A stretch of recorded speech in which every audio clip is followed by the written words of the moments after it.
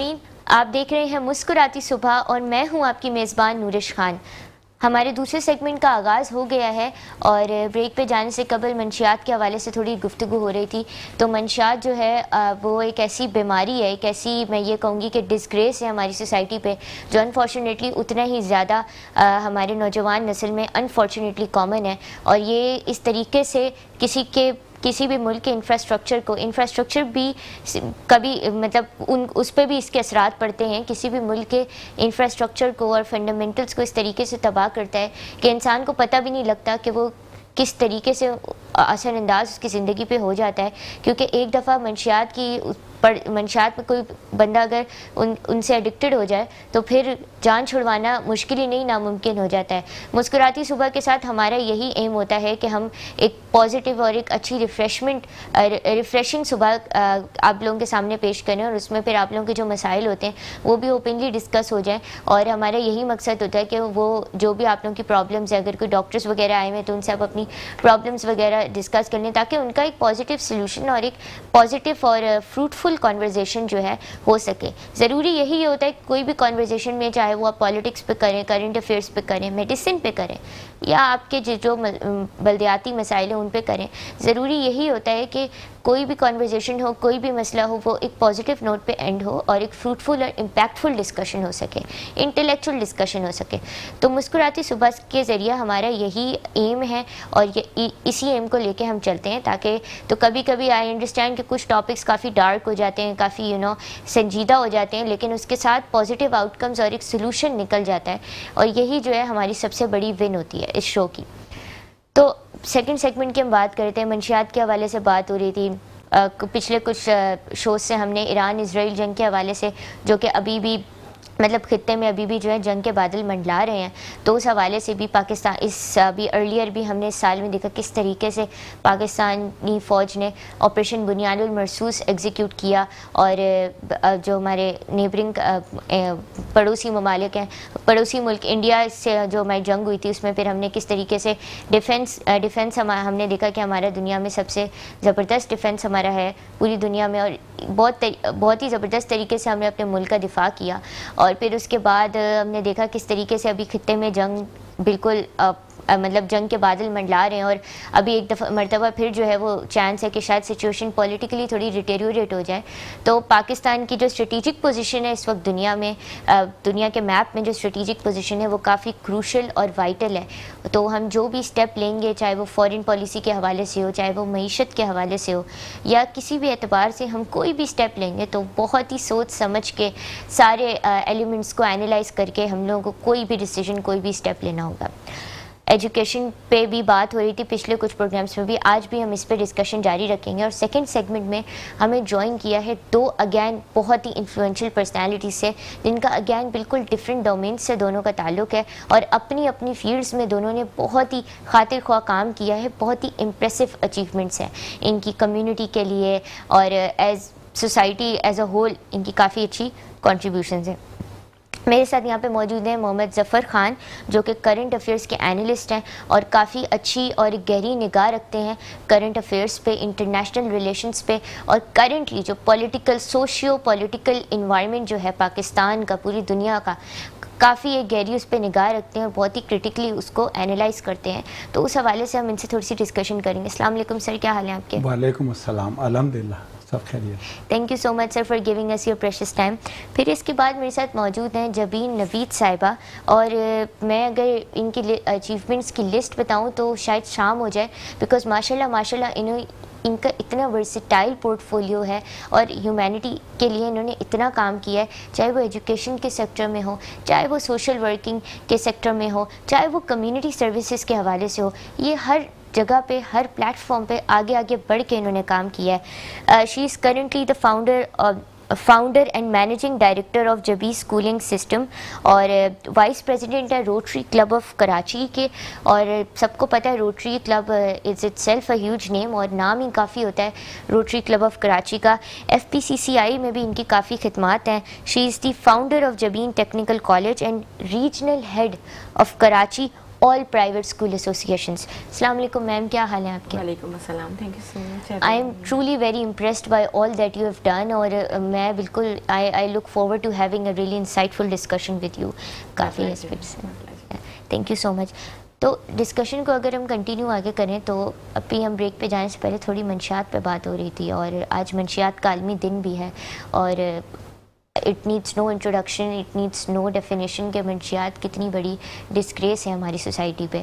تو کس طریقے سے آپ اس کو دیکھتی ہیں جو آج کل وائڈ اسپریڈ منشیات کا یوز ہے؟ دیکھیں اس کے حوالے سے اگر ہم دیکھیں تو اتنا یہ مطلب جیسے آپ نے کہا یہ بہت ہی ایک ڈسگریس ہے، یہ قرض ہے ہماری سوسائٹی کا. اس میں سب سے پہلے تو ہمارے یہاں سوسائٹی میں سافٹ سبسٹینس کے اوپر بھی بہت زیادہ جو ہے اب انفلوئنس ہو گیا ہماری سوسائٹی کا، especially school college girls and boys میں، جس کے اندر بہت ساری ایسی چیزیں ہیں جس میں چھالیا، پان اور گٹکا، جس کے اوپر گورنمنٹ نے کافی انیشیٹو لیے ہیں، کیونکہ جو اسینشیل لیول پہ جو بھی ڈیولپمنٹ بچوں میں یا جو ہیبٹس ڈیولپ ہوتی ہیں اس طرح کی، وہ ان چیزوں سے ہی ہوتی ہیں کہ وہ چھوٹی چھوٹی اس طرح کی کچھ چیزیں استعمال کر رہے ہوتے ہیں، اسموکنگ کر رہے ہوتے ہیں، اور سم ٹائمز جو ہوتا ہے ایک نئی چیز انٹروڈیوس آج کل سوسائٹی میں اور اسٹوڈنٹس میں اسپیشلی کالج یونیورسٹیز کے نظر آتی ہے، ویپ کا استعمال جس میں ڈفرینٹ طرح کے کچھ فلیورز ہوتے ہیں اور وہ اس کے ایڈکٹ ہو جاتے ہیں بچے. یہاں سے یہ سٹارٹ اپ ہوتا ہے، اور اس کے بعد پھر وہ آگے چل کر آپ یہ دیکھیں کہ سب سے زیادہ جو اس وقت متاثر ہو رہی ہے ہماری سوسائٹی میں وہ اسٹوڈنٹس متاثر ہو رہے ہیں کہ وہ ڈفرینٹ طرح کے سبسٹینس جو ہوتے ہیں وہ یوز کرتے ہیں، جو کہ جس کے ایڈکٹ ہو جاتے ہیں، اور وہ پھر اس طرح کی ان کے ڈفرینٹ نیم بھی ہیں جیسے کہ آئس وغیرہ کا استعمال ہو رہا ہے. سم ٹائمز ایسا ہوتا ہے کہ بچوں کو شروع میں تو پتہ بھی نہیں ہوتا کہ ان کو جس طرح کے وہ سبسٹینس دیے جا رہے ہوتے ہیں ہیبیچول کرنے کے لیے، اور تعلیمی اداروں کے باہر اس طرح کے کچھ لوگ ہوتے ہیں مشکوک جو ان کو کم پیسوں میں ان چیزوں کا عادی بنا دیتے ہیں، اور دین پھر وہ ان سے ڈیمانڈ کرتے ہیں کہ وہ اس کے اوپر جو ہے وہ کچھ ایسا مطلب کہ جو ہے نا وہ ڈیمانڈ کرتے ہیں پیسوں کی، اور جب وہ عادی ہو جاتے ہیں بچے تو اس کے چکر میں ہوتا یہ ہے کہ پورا وہ ایک بچہ خالی افیکٹ نہیں ہوتا، پوری جو ہے نا فیملیز افیکٹ ہو رہی ہوتی ہیں. کیونکہ ہم نے Rotary Club of educational development کے حوالے سے لاسٹ ایئر ایک اس پہ پروگرام کیا تھا، ہمارا پروجیکٹ تھا اینٹی نارکوٹکس ڈپارٹمنٹ کے ساتھ، بریگیڈیئر عمر فاروق صاحب کے ساتھ کیا تھا. کافی اسٹیٹسٹکس ہمارے سامنے آئیں جس پہ ہمیں پتہ چلا کہ کافی اسکولس کے اندر بھی جو ہے اور کالجز کے اندر، مطلب کالجز میں تو پھر بھی بچہ ایک ایڈلٹ لیول پہ چلا جاتا ہے، لیکن اسکولس میں بچے کی ایج کتنی کم ہوتی ہے نا، یعنی 6-7 سے یہ اسٹارٹ ہو جاتا ہے سم ٹائمس، اور بچوں کو اور پیرنٹس کو اس کا آئیڈیا بھی نہیں ہوتا کہ ان کا بچہ کسی اس طرح کی جو ہے وہ لت کا شکار ہو گیا ہے جو کہ اس کی زندگی خراب کر رہی ہے. پھر ہماری کچھ ایسی فیملیز سے بھی ملاقات ہوئی جس میں ہمیں یہ پتہ چلا کہ جب بچہ ایڈکٹ ہو جاتا ہے اور پیرنٹس کو بڑا لیٹ پتہ چل رہا ہوتا ہے، جس کی وجہ یہی ہے کہ کمیونیکیشن گیپ ایک ہماری سوسائٹی میں ہے کہ پیرنٹس بچوں سے زیادہ بات نہیں کرتے، زیادہ ٹائم نہیں دیتے، ان کی ہیبٹس کا ان کو پتہ نہیں ہوتا، ان کے موڈس جو سوئنگز ہو رہے ہوتے ہیں اس کو وہ نوٹس نہیں کرتے، سم ٹائمس ان کو پرائیویسی زیادہ پرووائڈ کرتے ہیں جس کی وجہ سے ان چیزوں کے وہ عادی ہو جاتے ہیں. تو پھر جب اس کے بعد جب پیرنٹس کو پتہ چلتا ہے، اب وہ اس کے ٹریٹمنٹ کی طرف جب جاتے ہیں، ٹریٹمنٹ اس کا میں نے جو ابھی تک دیکھا ہے کوئی اتنا کامیاب نہیں دیکھا. موسٹلی ٹریٹمنٹ اسٹارٹ ہوتا ہے، اس کے بعد وہ بچہ دوبارہ سے جو ہے نا وہ سلپ ہو جاتا ہے، یا پھر وہ بچہ جو ہے اس کی پھر کیونکہ وہ وڈرول سمٹمز ہمارے پاس آ رہے ہوتے ہیں جس میں آپ کی باڈی بھی اس طریقے سے نیگیٹیولی رسپونڈ کرتی ہے. بالکل نیگیٹو ریئیکٹ کر رہی ہوتی ہے باڈی بھی، اور ایسی فیملیز بھی ہوتی ہیں جو افورڈنگ نہیں ہوتی، جو ٹریٹمنٹ کرا نہیں سکتی، وہ ٹریٹمنٹ کراتے ہیں، سب کچھ وہ اپنا سیل آؤٹ کر رہے ہوتے ہیں، اپنا گھر، اپنا مائیں بیچاری، اپنا زیور، یعنی آپ دیکھیں جو ان کے جتنے ایسٹس ہوتے ہیں وہ لوگ سیل کر دیتے ہیں ان کی لائف کے لیے، جو انہوں نے اپنے بچوں کے لیے کبھی انہوں نے یہ سوچا ہوتا ہے کہ گول سیٹ کیے ہوتے ہیں کہ ان کے لیے وہ یوٹیلائز کریں گے.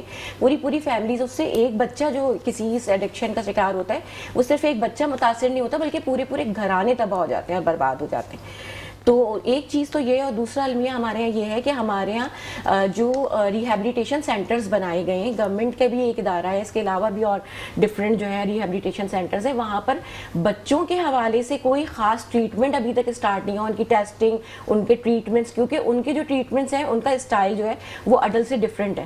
تو ہمارے پاس پاکستان میں بہت ہی کم سرٹیفائڈ ایسے ڈاکٹرز ہیں جو کہ بچوں کو، یعنی انڈر 18 جو ہیں ان بچوں کو ٹریٹ کر سکتے ہیں جو کہ ایڈکٹ ہوتے ہیں.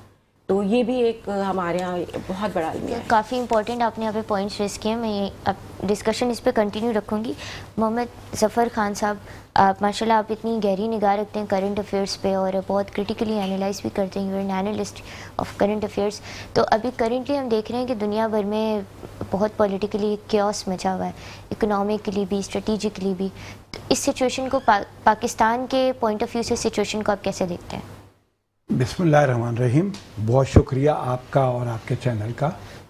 دیکھیے اس وقت تو پوری دنیا جو ہے وہ یعنی جنگ کے اثرات جو ہے وہ محسوس کر رہی ہے ہر خطے کے اندر. پہلے جو ہے وہ پاکستان پہ جنگ مسلط کی گئی تھی اور اس کے بعد اب یہ ایران پہ جنگ مسلط کی گئی. الحمدللہ پاکستان بھی اس سے سرخرو ہو کر نکلا اور ہوا یہ کہ انڈر اسٹیمیٹ کیا گیا تھا پاکستان کو بھی اور اس حوالے سے ایران کو بھی, اور یہ سمجھا گیا تھا کہ جیسے یہ نرم چارہ اور ترنے والا ثابت ہوں گے, اور اسی لیے جو ہے انڈیا نے ادھر اٹیک کیا. اور جب تک پاکستان جو ہے وہ یعنی اس کی کوشش یہ رہی کہ جنگ نہ ہو تو اس وقت تک جو ہے وہ عالمی لیڈران جو ہے وہ جو سپر پاور کے جو ہیرو ہیں وہ بھی یہ کہتے رہے کہ صاحب جو ہے وہ تو یہ لڑتے رہتے ہیں آپس میں. لیکن جب پاکستان نے ریٹیلیٹ کرنا شروع کیا, اپنے دفاع میں جو ہے کارروائی شروع کی اور جس مؤثر انداز سے شروع کی, تو اس کے نتیجے میں پھر آ کر جو ہے وہ سیز فائر جو ہے وہ چند گھنٹے میں ہی کہ بھائی سیز فائر جو ہے وہ جنگ روکو اور تجارت کرو اور یہ کرو اور وہ کرو.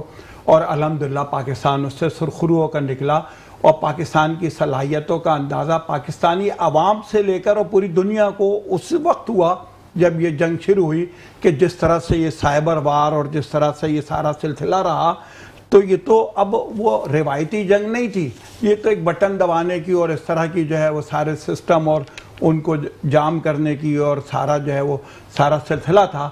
اس میں پاکستان کی آرمی نے, فضائیہ نے بہت بھرپور کردار ادا کیا. اب پھر اس جنگ کو یہاں سے روک کر ایران پہ مسلط کر دیا گیا اور ایران کو بھی سمجھا گیا تھا کہ یہ جوابی کارروائی نہیں کر سکے گا.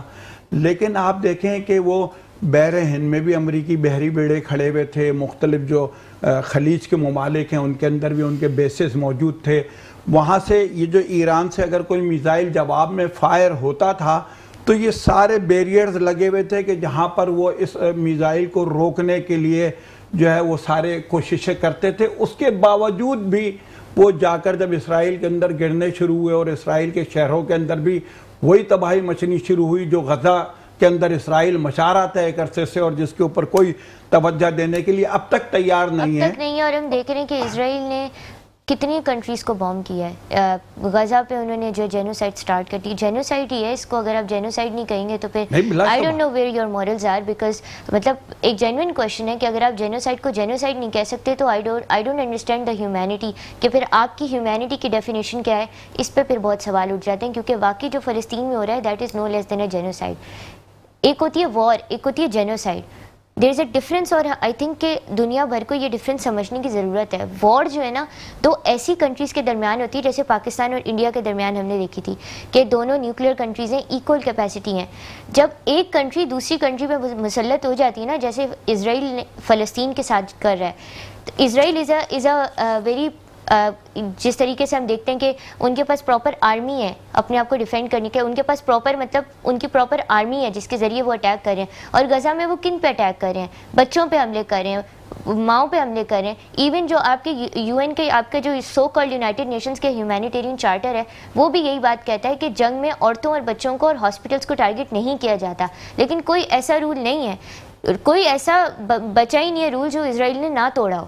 یہ ہم دیکھ رہے ہیں, مطلب بے لگام ہوا ہے اسرائیل. ہم دیکھ رہے ہیں کہ فلسطین پہ جینوسائیڈ انہوں نے 4 لاکھ تقریباً لوگ وہاں پہ شہید ہو گئے ہیں. اس کے بعد پھر ہم دیکھ رہے ہیں کہ یمن پہ انہوں نے جو ہے وہ کس طریقے سے وہ کی ہوئی ہے, حملے کرنا شروع کر دیے, سیریا پہ حملے کرنا شروع کر دیے, اور ساری وہ کنٹریز جن کے پاس شاید پراپر ڈیفینس سسٹم بھی نہیں ہے اپنے آپ کو ڈیفینڈ کرنے کے لیے. تو ایسی سچویشنز میں آپ اس کو وار نہیں جینوسائیڈ کہو گے. پورے خطے میں اسرائیل جو ہے بدماش بن کے گھوم رہا ہے لیکن کوئی روکنے والا نہیں ہے.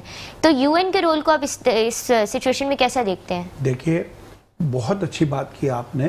اس وقت آپ دیکھیں کہ چاہے وہ ایران ہو یا پاکستان ہو, جب انہوں نے بھرپور اپنے دفاع کا حق استعمال کیا تو فوراً جنگ بندی ہو گئی. اچھا اب وہ غزہ کے اندر جو آپ کہہ رہی ہیں کہ وہ جینوسائیڈ ہو رہا ہے تو وہ تو ایک سول آبادی ہے, وہ معصوم بچے ہیں, عورتیں ہیں, ان کے پاس تو پراپر ان کو حکومت تو بھی نہیں خوراک اور ہے, پانی تک اور دوا تک نہیں پہنچنے دی جا رہی.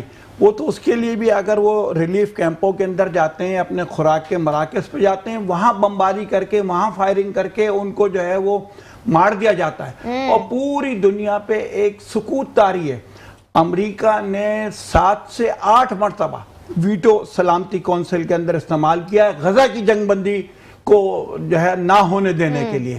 یعنی اس سے بڑا تماشا اور کیا ہو سکتا ہے کہ جو سویلین آبادی ہے, ان کے جو ہاسپٹل ہیں, ان کے جو مراکز ہیں ریلیف کے, آپ ان عورتوں پہ اور بچوں پہ اور جو ہے وہ یعنی آپ ان کے اوپر آگ اور خون کی بارش کر رہے ہیں, ان معصوموں کو خوراک سے محروم کر کے مار رہے ہیں, اور اس کی جنگ بندی پوری دنیا کے تمام ممالک اور سلامتی کونسل کے تمام ارکان متفقہ طور پہ جنگ بندی کی قرارداد کو منظور کر رہے ہیں, اور ایک امریکہ کی طرف سے اس کو بار بار ویٹو کیا جا رہا ہے, اور آج تک جو ہے وہ جنگ بندی نہیں ہو سکی ہے, اور پوری دنیا جو ہے اس کا تماشا دیکھ رہی ہے.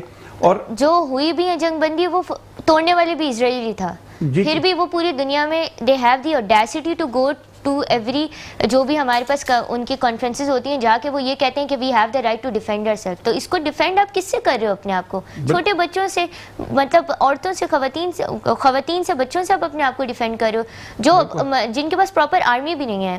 بالکل بالکل. تو اصل بات صورتحال یہی ہے کہ دیکھیں نا, اس وقت جو سب سے بڑا ایشو ہے وہ یہ چاہتے تو ہیں کہ نوبل کا امن پرائز ان کو مل جائے. یہی پہ سر کنٹینیو رکھیں گے ڈسکشن کو. اس وقت یہاں پہ جو ہے وہ وقت ہوا ایک بریک کا, کہیں جائیے گا مت, دیکھتے رہیے مسکراتی صبح. ناظرین آپ دیکھ رہے ہیں مسکراتی صبح اور میں ہوں آپ کی میزبان نورش خان.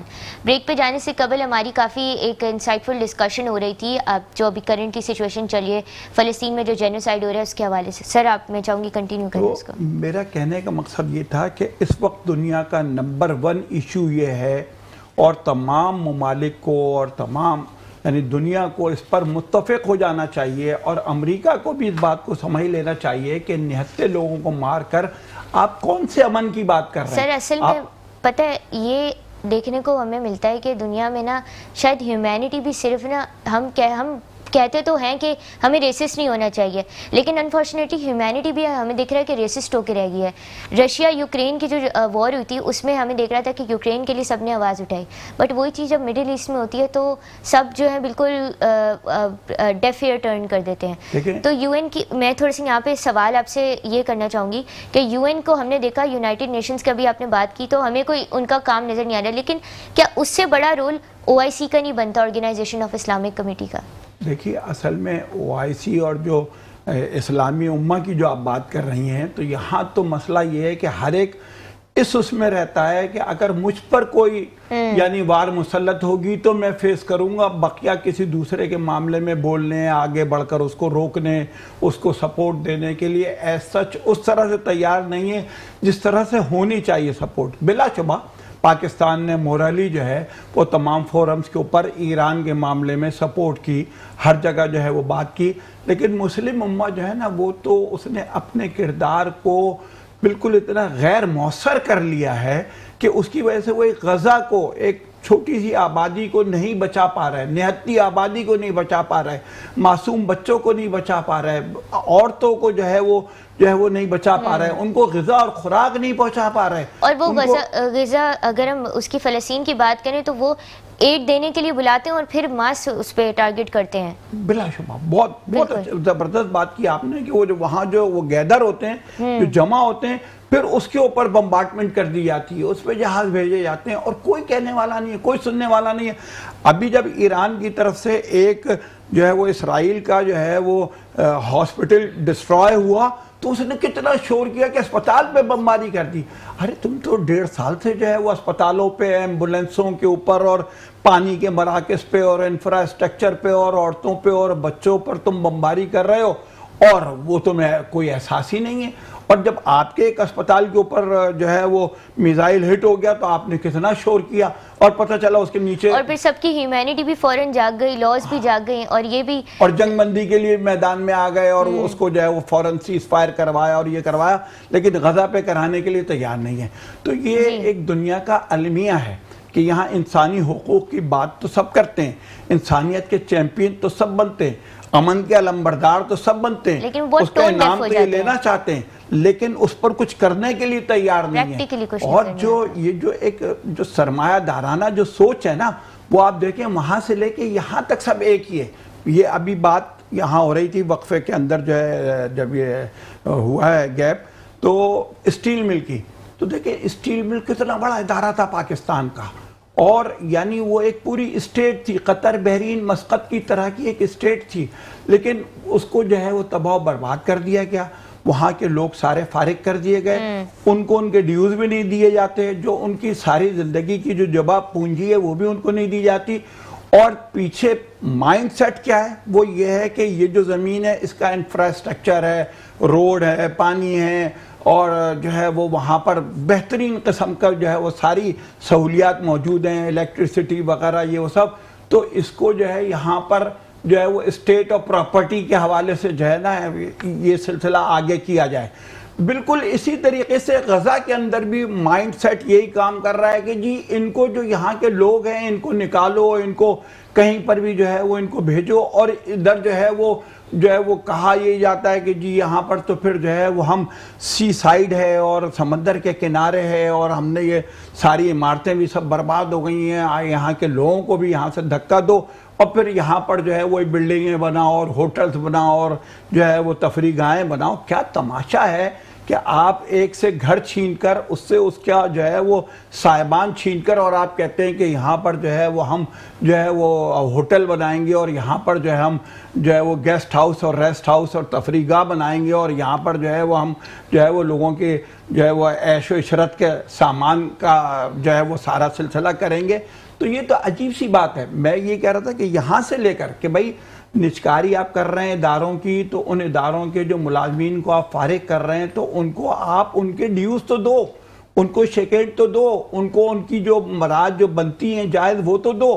تو یہ بھی نہیں دے رہے، یہ بھی یہاں پر جو ہے یہ زیادتی ہو رہی ہے جس کا ازالہ ہونا چاہیے. بجٹ آیا ابھی حال ہی کے اندر، میں آپ کو بتاؤں کہ اس بجٹ سے پہلے، بجٹ سے چند دن پہلے جو ہے وہ چیئرمین سینٹ کی اور اسپیکر قومی اسمبلی کی 600% جو ہے وہ تنخواہیں بڑھا دی گئیں. اور اس سے بھی پہلے جو ای او بی آئی کے پاکستان میں 7.5 کروڑ مزدور ہے، اور ای او بی آئی کے اندر جو ادارہ ہے بہت اچھا ادارہ ہے اس لحاظ سے کہ اس کے اندر صرف 30 لاکھ لوگ جو ہے وہ رجسٹرڈ ہیں ان 7.5 کروڑ میں سے. ان 30 لاکھ لوگوں کی پینشن کو بڑھانے کا معاملہ تھا، تو گورنمنٹ نے کہا جی 15% اضافہ ہوگا، لیکن آج 6 مہینے گزر گئے اس کا نوٹیفیکیشن نہیں ہوا. بجٹ گزر گیا اس کا نوٹیفیکیشن نہیں ہو رہا، مطالبہ کیا جا رہا اس پہ کان نہیں دھرا جا رہا، اس مطالبے کو جو ہے وہ کوئی اہمیت نہیں دی جا رہی. یعنی آپ ایک غریب کو، ایک مزدور کو، ایک مجبور کو، ایک عام کلاس کے آدمی کو، اس کو تو آپ اس کی زندگی کو اور اس کے گھر کو اور اس کے روزگار کو بحال رکھنے کے لیے، اس کے بچوں کی تعلیم اور صحت اور ان کو جو ہے 2 وقت کی روٹی کے لیے بھی آپ بندوبست کرنے کو تیار نہیں ہو. اور دوسری طرف یہی لوگ جو آپ کو مختلف جو ہے وہ ایم این اے بناتے ہیں، ایم پی اے بناتے ہیں، سینیٹر بناتے ہیں اور کیا کیا بناتے ہیں، وہاں جا کر آپ ساری اپنی مراحت میں تو اضافہ کر لیتے ہیں، لیکن اس کے اوپر آپ توجہ دینے کے لیے تیار نہیں ہے. کون دے گا توجہ اس پہ؟ پرائیورٹیز کی بات ہے نا کہ ہمیں امپلیمنٹیشن لانی ہوگی، باتوں سے صرف کام نہیں چلے گا، اس کو امپلیمنٹ بھی کرنا ہوگا. تو بہت شکریہ سر، کافی آپ نے اچھی اور کرٹیکل اور کافی اچھے پوائنٹس آپ نے ریز کیے. جبین صاحبہ، منشیات پہ ہم بات کر رہے تھے پہلے، آپ نے کافی اس کے انیشیٹوز بھی ہمیں بتائے کہ جو ہے اب تھوڑا سا میں اگر اس پہ بات کروں، ایجوکیشن سیکٹر کے حوالے سے بات کروں، تو ہم دیکھ رہے ہیں کہ ایجوکیشن پہ بات تو بہت ہوتی ہے کہ امپروو کرنے کی ضرورت ہے وہ، لیکن پریکٹیکلی کام ہمیں نظر نہیں آتا. ہم کوانٹٹی کو پریفر کریں کوالٹی کی طرف، اس پہ آپ کا کیا خیال ہے؟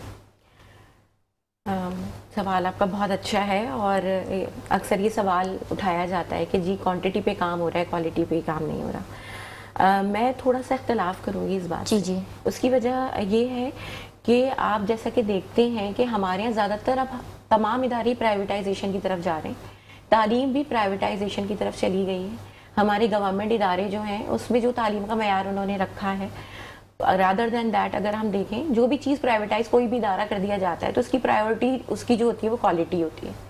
اوبیسلی کہ کسی بھی ادارے کا سروائیول، جو پرائیویٹ ادارے کا سروائیول ہوتا ہے وہ اس کی کوالٹی ہوتی ہے، اس کی کسٹمر سروس ہوتی ہے. اسی طرح اگر ہم تعلیمی اداروں کو بھی دیکھیں تو ان کا سروائیول بھی اسی میں ہے، ان میں کمپٹیشن ہے آپس میں.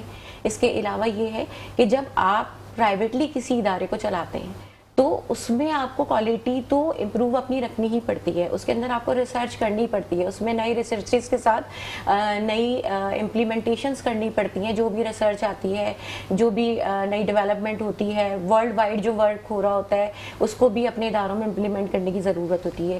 اس کے بغیر کسی بھی طرح کا چارہ ممکن نہیں ہے کہ آپ جو ہے وہ ادارے کو چلا سکیں یا مؤثر انداز میں چلا سکیں یا کامیابی سے چلا سکیں.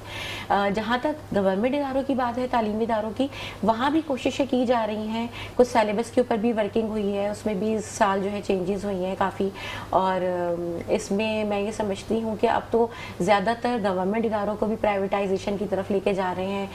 گورنمنٹ اور پرائیویٹ دونوں پارٹنرشپس کے ساتھ ان اداروں کو بھی جو ہے زیادہ تر پرائیویٹائز کیا جا رہا ہے یا این جی اوز کے سپرد کیا جا رہا ہے، جس کی وجہ سے ان میں بھی بہتری آ رہی ہے، نہ صرف انفراسٹرکچر میں بلکہ اسٹڈیز کے حوالے سے بھی، کریکلم میں بھی، ایکسٹرا کریکولر ایکٹیویٹیز میں بھی بہت چینجز آ رہے ہیں. تو ایک اچھی خوش آئند بات ہے. اگر ہم یہ کہیں کہ جی نہیں پاکستان کے اندر جو ہے وہ تعلیم کا معیار بہتر نہیں ہے تو یہ ہماری اپنی سوچ ہے. ایکچولی ہم نا ایک سوچ کا شکار ہیں، ایک ہم آؤٹ آف دا باکس جا کے چیزوں کو دیکھتے ہی نہیں ہیں، زیادہ ہم کرٹیسائز کر رہے ہوتے ہیں چیزوں کو. لیکن اگر ہم اس کو ایک پازیٹیو ایگزیکٹلی بالکل اگر ہم دیکھیں تو پاکستان ایسا نہیں ہے کہ بہت پیچھے ہے. پاکستان بھی اسی دوڑ کا حصہ ہے جس دوڑ کے باقی تمام ممالک حصہ ہیں. صرف ہمارے ہاں جو پرابلمز آتی ہے وہ یہ پرابلم آتی ہے کہ ہمارے ہاں اگر کیونکہ ایجوکیشن بہت زیادہ پرائیویٹائزیشن کی طرف چلی گئی ہے تو جو ادارے تعلیم دے رہے ہیں اوبیسلی کہ وہ ایک ان کا بھی ایک لمیٹیشن ہوتا ہے، ایک بجٹ ہوتا ہے. اس کے ساتھ ساتھ وہ کچھ جو ہے ٹیکنیکس جو ہیں وہ اپنی امپروو کرتے ہیں ایجوکیشن کے اندر. تو میں یہ سمجھتی ہوں کہ ہمیں اس کو پازیٹیو وے میں دیکھنا چاہیے. اور باقی جہاں تک بات ہے کہ ہمارے یہاں ٹیکنیکل ایجوکیشن کے حوالے سے بہت زیادہ اس کی اویئرنیس آنی چاہیے کہ ہمیں اسکل ڈیولپمنٹ پہ بھی کام کرنا چاہیے.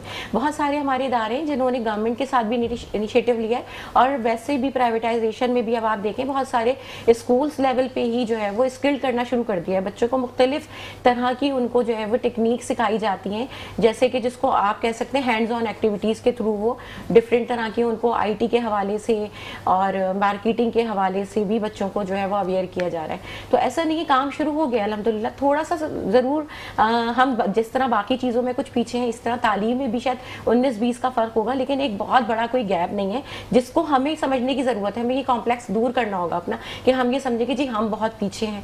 ہمیں یہ گورا کمپلیکس جب تک ہم اپنے اندر سے ختم نہیں کریں گے، جب تک ہم کبھی بھی اپنی چیزوں کو مطلب ریئلائز نہیں کریں گے نا، تو ہمیں ہمیشہ ایسے لگے گا جی ہم پیچھے ہیں. ایسا نہیں ہے کہ ہم پیچھے. ہمارے بچے بہت انٹیلیجنٹ ہیں. ہمیں روٹ گراس لیول پہ جا کر بات کرنے کی ضرورت ہے. تو وہی والی بات ہے کہ جیسے گیپ میں بات ہو رہی تھی کہ اس وقت ہمیں جو ہے نا اپنے جو ہمارا جو کوگنیٹو یونٹ جس کو ہم کہیں گے وہ جو ہماری فیملی سے سٹارٹ ہوتا ہے. بچہ جو اپنے گھر سے آتا ہے وہاں سے اگر پیرنٹس میں بچوں میں کانورسیشن ہو، ڈسکشن ہو ان کے حوالے سے وہ کیا بننا چاہتے ہیں، کوئی بھی ایک اچھی ہیلدی ڈسکشن ہو تو بچوں کے اندر بھی آگے بڑھنے کی صلاحیتیں اجاگر ہوں گی.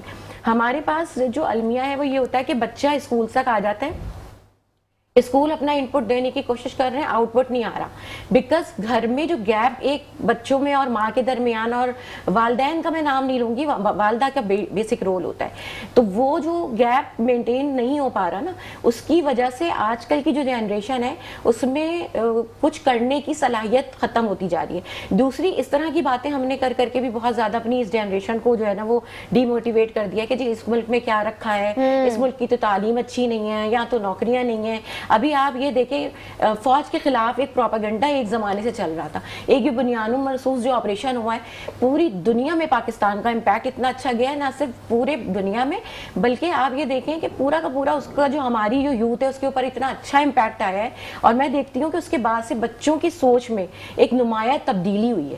لیکن اس تبدیلی کو وہ وقتی طور پہ جوش تھا، ہم لوگوں نے بھی بڑا مطلب ایجوکیشنل سیکٹر میں اس کو سپورٹ کیا اور بڑا مطلب سیلیبریٹ کیا اپنی اس جیت کو. لیکن ہوا کیا کہ وہ ایک وقتی تھا. اب وہ 1 منتھ کے گیپ کے بعد 1 مہینے کے بعد آپ دیکھ رہے ہیں بچے کو پھر ان کی برین اسٹارمنگ کی ضرورت ہے. تو وجہ یہ ہے کہ گھروں میں وہ ڈسکشن نہیں ہوتی, ہیلدی ڈسکشنز نہیں ہوتی. آپ انڈسٹری کے بارے میں بات کریں, آپ بچوں کے کیریئر کے بارے میں بات تو کریں, ایک پازیٹیو ڈسکشن ہونی چاہیے, بہت ہی اچھی. جب تک کہ یہاں سے ہم لوگ اپنا کمپلیکس اور یہاں سے ہم ان کی موٹیویشن سٹارٹ نہیں کریں گے تو وہ امپیکٹ نہیں ہوگا. کانورزیشن کو یہیں سے جاری رکھیں گے, کانورزیشن کو, اچھی ڈسکشن ہماری ہو رہی ہے پازیٹیو, یہیں سے انشاءاللہ کانورزیشن کو کنٹینیو کریں گے. اس وقت وقت ہوا ایک بریک کا, کہیں جائیے گا مت, دیکھتے رہیے مسکراتی صبح. ویلکم بیک ناظرین, اب آپ دیکھ رہے ہیں مسکراتی صبح اور میں ہوں آپ کی میزبان نورش خان. بریک پہ جانے سے پہلے ہماری جبین صاحبہ سے کافی ڈسکشن ہو رہی تھی کوالٹی آف ایجوکیشن کے حوالے سے, اور تھوڑا سا یہ بتا رہی تھی کہ کتنا امپورٹنٹ ہے پیرنٹس کا اپنے بچوں کے ساتھ ڈسکشن کرنا. کیونکہ اچھا یہاں پہ آپ جب یہ ڈسکشن کری تھی تو میرے دماغ میں ایک سوال ہے, میں نے کہا میں آپ سے پوچھوں. آپ نے ذکر کیا کہ پاکستان میں آج کل کافی پھیلا ہوا ہے کہ ملک میں کچھ نہیں رکھا اور وہ نہیں, لیکن اگر ہم تھوڑا ایسے پریکٹیکلی دیکھیں, اگر ہم پریکٹیکل لائف میں, تو میرٹ کی اتنی زیادہ قدر کی نہیں جاتی یہاں پہ. اگر ہم ڈفرینٹ سیکٹرز میں دیکھیں تو پھر اس حساب سے اگر پریکٹیکلی دیکھیں تو جابس لوگوں کو, بچوں کو اویلیبل نہیں ہوتی. تو ینگسٹرز پہ انجینئرنگ کی ڈگری لے کے بیٹھے ہوئے ہوتے ہیں, بٹ وہ ٹھیلے لگا رہے ہوتے ہیں, اور اس میں پھر ہم نے کتنے ایسے لوگوں کو دیکھا ہے. تو پھر کیا اس میں ضروری نہیں ہے ہماری گورنمنٹ کی طرف سے کہ بجٹ میں زیادہ حصہ ایجوکیشن کے سیکٹر کو دیں؟ کتنا ضروری ہوتا ہے یہ گورنمنٹ کی طرف سے؟ دیکھیں گورنمنٹ کی طرف سے جو انیشیٹوز لینے چاہیے ان کو, وہ تو بہت ہی ضروری ہے نا, اس میں تو بہت زیادہ لیکنگس ہیں. جیسے کہ آپ دیکھیں کہ ایجوکیشن کا بجٹ کتنا کم کر دیا گیا ہے, تقریباً 20% انہوں نے اس میں کمی کر دی ہے. تو اب اتنی زیادہ کمی انہوں نے کر دی ہے, جبکہ وہ آلریڈی پہلے کم تھا ہمارا بجٹ. اور جبکہ جو ہے نا وہ کیٹر بھی نہیں کر پا رہے ہیں گورنمنٹ کے جو ہمارے ادارے ہیں ایجوکیشنل, ان کو بھی صحیح طرح کیٹر نہیں کر پا رہے ہیں. جیسے میں نے کہا کہ پرائیویٹائزیشن کی طرف جا رہے ہیں, یا پھر این جی اوز ان کو اڈاپٹ کر رہی ہیں, اور پھر وہ اس کے تھرو سارا کام ہو رہا ہے. تو اب اس میں مزید کمی ہونے کی وجہ سے تو مزید اس کے اوپر افیکٹ آئے گا. اور جہاں تک اپرچونیٹیز ہیں, جیسے آپ نے کہا کہ ہاں کہیں بھی تھوڑی ہماری یوتھ جو ہے وہ نا امید ہوتی ہے, اس کی بھی وجہ یہی ہے کہ دیکھیں اپرچونیٹیز کریٹ جو ہے نا وہ گورنمنٹ اس طرح نہیں کر رہی. کیونکہ ایک تو انہوں نے پہلے جو ہمارے پاس جتنے ادارے موجود تھے گورنمنٹ کے, جو انڈسٹریز موجود تھیں, ان کو انہوں نے پرائیویٹائز کر دیا. جیسے کہ ابھی انہوں نے اسٹیل مل کے حوالے سے بات کی, اس طرح بہت سارے ایسے ادارے ہیں, پی ٹی سی ایل ہے. اب یہ دیکھیں آپ کو کہ ہماری سول ایویشن کو بھی پرائیویٹائز کرنے کی کوشش بڑی کی جا رہی تھی. تو یہ ہوتا ہے کہ ان اداروں میں بہتری ضرور آ جاتی ہے کہیں نہ کہیں اوبیسلی جب وہ پرائیویٹائز ہو جاتے ہیں, اور لیکن ہوتا یہ ہے کہ پھر اچھی اپرچونیٹیز نہیں ملتی. ہم انڈسٹری نہیں لگا رہے, ہم جو ہے وہ اپنے ہاں ملک میں کچھ ایسی کوئی کیا کہنا چاہیے کہ پیش رفت ہی نہیں کر رہے کہ اچھی اپرچونیٹیز بچوں کو ملیں, یا ان کو جو ہے نا وہ ہم نے اپنے ملک میں جیسے انجینئرنگ ہمارے یہاں جو ہے نا اس کا رجحان واقعی بچوں میں بہت زیادہ ہے, لیکن اس کے بعد اتنے جو پاس آؤٹ اسٹوڈنٹس لاکھوں کی تعداد میں ہوتے ہیں ہر سال, تو اتنی ہمارے پاس جابز اپرچونیٹیز نہیں ہوتی. اب جو پرائیویٹ کمپنیز ہیں جو جابز دیتی ہیں بچوں کو, تو ظاہر سی بات ہے پرائیویٹ کمپنی کا ایک اپنا بجٹ ہوتا ہے, وہ اس کے اکارڈنگلی ان کو سیلریز دیتی ہیں, ان کو مراد بھی پھر اسی طرح ملتی ہیں, تو بچے اس کی وجہ سے تھوڑا سا ڈسہارٹ ہوتے ہیں. لیکن دیکھیں ہمیں یہ سوچنا چاہیے کہ ہر چیز جو ہے نا, جو چیز ہمیں نہیں مل رہی ہم اس کے اوپر مطلب کیوں صرف ڈسکشن کریں. ہم یہ کیوں نہ کوشش کریں کہ ہمارے جب بچے اتنے جو ہیں قابل ہیں, تو وہ اپنے لیے خود اپرچونیٹیز کیوں نہیں بناتے, وہ خود کچھ گروپنگز کریں, وہ خود یوتھ کے لیے ورکنگ کرنا شروع کریں, وہ کچھ خود انڈسٹریز لگائیں, اسمال انڈسٹریز لگائیں, کوئی نئے پروجیکٹس لے کے آئیں, کیونکہ انٹرپرینورشپ پہ ہمارے یہاں بڑا کام ہو رہا ہے. تو جو اچھے ہمارے یہاں بزنس کمیونٹی کے لوگ ہیں جو ڈفرینٹ طرح کی انڈسٹریز سے جن کا تعلق ہے, اگر کچھ یوتھ ہماری اچھی کوئی پروجیکٹس لانچ کرنا چاہتی ہے تو ان کو ہر طرح سے سپورٹ کرتے ہیں.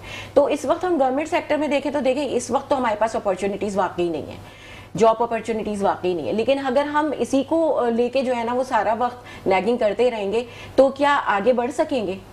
تو ہمارا پرسنلی ہمارا جو ویژن ہونا چاہیے وہ یہ ہونا چاہیے کہ ہمیں رکنا نہیں ہے, ہمیں اس سے باہر نکلنا ہے.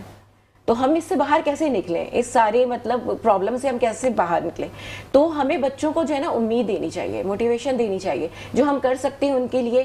جس سیکٹر میں بھی بزنس کمیونٹی میں بہت سپورٹ, جیسے میں نے کہا کہ کیا جا رہا ہے, اگر انٹرپرینورشپ کو بہت زیادہ پروموٹ کیا جا رہا ہے, بڑے پروگرامز ہوتے ہیں, سیمینارز ہوتے ہیں, اس کے بعد جو بچے جو ہیں ان کے پاس کچھ لے کے, ہم لوگ بھی اس میں بڑا سپورٹ کر رہے ہوتے ہیں یوتھ کو, کہ اگر ان کے پاس اچھے آئیڈیاز ہیں تو ان کو کنیکٹ کر دیں کسی ایسے انڈسٹریلسٹ سے کہ وہ ان کے جو ہے نا وہ اس کو جو ہے نا چانس دے دے کہ بھئی یہ ان کا انیشیٹو ہے, اس کو وہ چانس دے, اس کو فائنینس کرے تاکہ وہ بچہ آگے گرو کر سکے.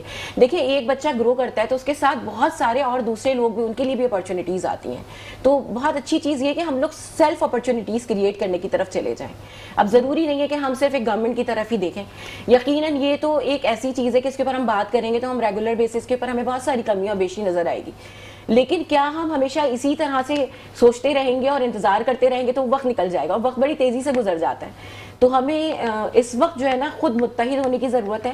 اپنے مائنڈ کو جو ہے نا وہ کمپوز کریں اور سوچیں کہ ہم خود کیا کر سکتے ہیں. اور آپ بالکل ویری ٹرو امپاور کرنے کی ضرورت ہے. انشاءاللہ اللہ تعالیٰ بڑا جو ہے وہ رحیم اور کریم ہے, اور جو لوگ محنت کرتے ہیں اللہ ضرور ان کو صلاح دیتا ہے. بالکل ایسے ہی ہے, اور بالکل صحیح آپ نے کہا. اور اس کے ساتھ تھوڑا مائنڈ سیٹ کا بھی کنونشنل مائنڈ سیٹ ہے, اس پہ بھی تھوڑی اس کا بھی عمل دخل ہوتا ہے. اس پہ میں مزید آپ سے ڈسکشن جاری رکھوں گی. ظفر صاحب, ہم کرنٹ افیئرس پہ بات کر رہے تھے, تو ابھی ہم نے دیکھا آپ نے معاشرے سے کافی اپنی انسائٹس بھی دیں اس کے اوپر. تو پاکستان کو اپنی ابھی بھی خطرہ مطلب ٹلا نہیں ہے, ابھی سیز فائر ہوئی, لیکن ہمیں پتہ ہے اسرائیل, ہمیں سب کو پتہ ہے کہ کس طرح سے سیز فائر اسرائیل نے ہسٹری رہی ہے کہ سیز فائر بریک کرنے والی کنٹری بھی سب سے ہمیشہ سے اسرائیل رہی ہے. تو ابھی بھی خطرہ ہے کہ ایران اسرائیل کی جو جنگ بندی سیز فائر ہوئی ہے وہ ٹوٹنے کا خطرہ ہے. تو پاکستان کو اس وقت اپنی فارن پالیسی اور جو اکنامک پالیسی ہے وہ کس طرح رکھنی چاہیے؟ دیکھیے آپ کی بات, آپ کا سوال بڑا اہم ہے. دیکھیے یہ جو وقت ہے پاکستان کو, اس میں بھی اپنی پوری تیاری بھی رکھنی چاہیے, ویجیلنٹ رہنا چاہیے. جی جی.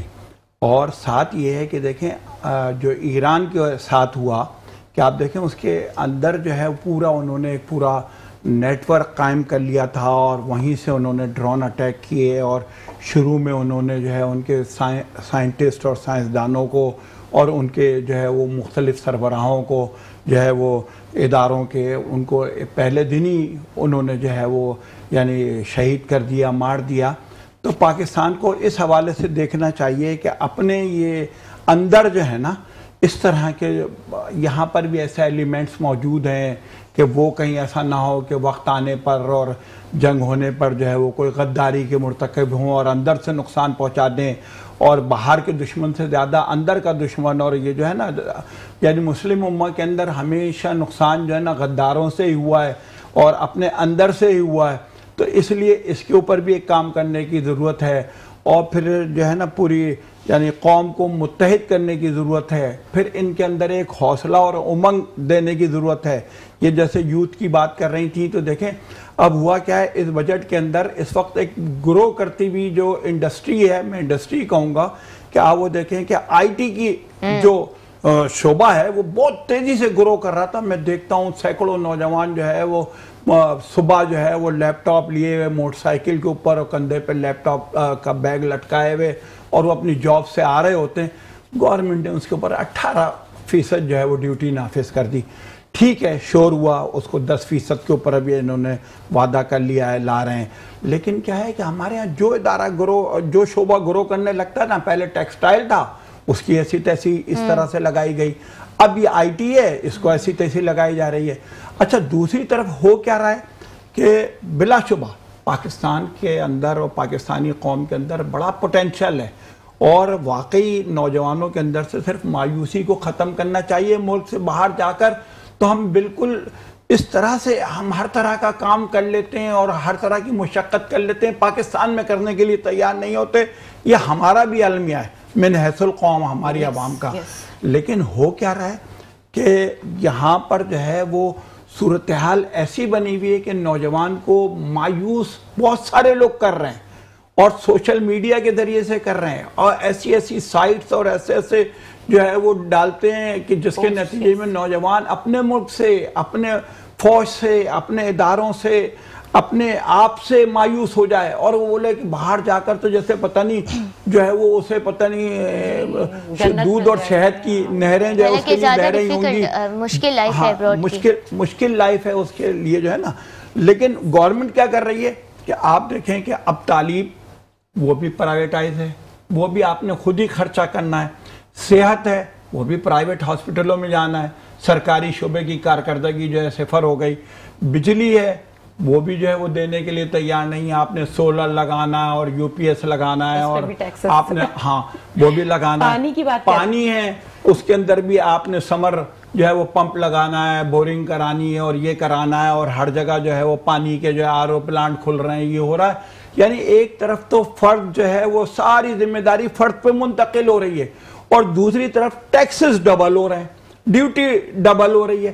یہ کیا تماشا ہے یار؟ آپ لوگوں کو تو نہ ٹیکس دینا ہے نہ ڈیوٹی دینی ہے, آپ کے تو جو ہے کھانا فری, آپ کی تو گاڑی فری, آپ کا بنگلہ فری, آپ کی تنخواہ جو ہے اور اس کے ساتھ ٹی اے ڈی اے یہ وہ ساری فیسلٹیز آپ سب انجوائے کر رہے ہیں, اویل کر رہے ہیں. عوام جو ہے وہ جو 35,000 لینے والا تنخواہ ہے اس کے اوپر آپ نے ساری جو ذمہ داریاں ہیں وہ بھی یعنی حکومت کے بجائے اسی پر منتقل کر دی کہ یہ ساری چیزیں اس نے از خود کرنی ہے, اور ساتھ ڈیوٹی اور ٹیکسز اور بل اور یوٹیلیٹی بل یہ سب بھی جو ہے وہ بڑھا کر اس کا کچومر نکالنا ہے. اس مائنڈ سیٹ کو چینج کرنے کے لیے اس کی ضرورت ہے, اس پر کام کرنے کی ضرورت ہے. اس معاملے کے اوپر جب تک ہم توجہ نہیں دیں گے تو یہ ملک جو ہے اس کے اندر بڑا پوٹینشل ہے, نوجوان جو ہے وہ یہاں کا بڑا باصلاحیت ہے, یہ بڑا پیارا ملک ہے ہمارا, لیکن جو اس عوام کے ساتھ جس طرح سے اس کو جو ہے نا اس کی ایسی تیسی لگانے کی دانستہ, ایسا لگتا ہے کہ جیسے یہ دانستہ ہو رہا ہے, اور جو ہے نا اس کو ختم کرنے کی ضرورت ہے. اگر جس دن کوئی ایسے لوگ آ گئے کہ جنہوں نے سارے معاملات کو بہتر کرنا شروع کیا, آپ دیکھیے گا کہ اس ملک سے زیادہ ترقی, تیز ترین ترقی کسی اور ملک کی نہیں ہوگی. لیکن یہاں پر المیہ یہ ہے کہ یہاں 2 کلاسیں بنا دی گئی ہیں کہ جو وہاں ہیں تو وہاں سب سے سستی روٹی آپ کو کہاں ملے گی؟ کسی غریب کے محلے میں نہیں ملے گی. کہاں ملے گی آپ کو؟